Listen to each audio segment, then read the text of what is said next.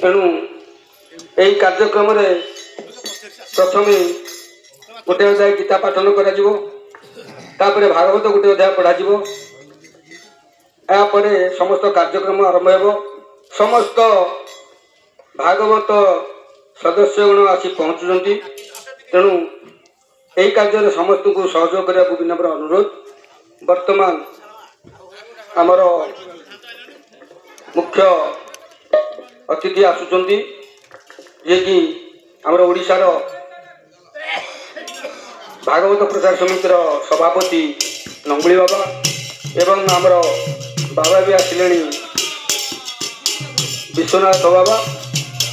वर्तमान समस्त को सादर अनुरोध।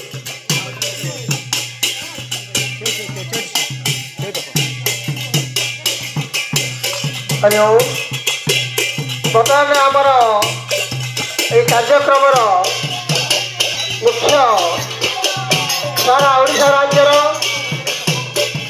मुख्य सभापति महोदय आमर आसीगले आम सचेतन मध्यम स्वागत करुचु एवं सिद्धगिरी आश्रम बाबा विश्वनाथ बाबा से भी आसिकी पहुँचीगले तेणु सुस्वागत।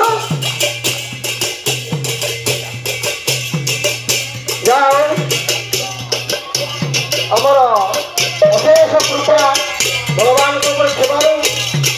आम आज दिव्य साधु दर्शन कर। वर्तमान मुझे विश्राम दूसरी।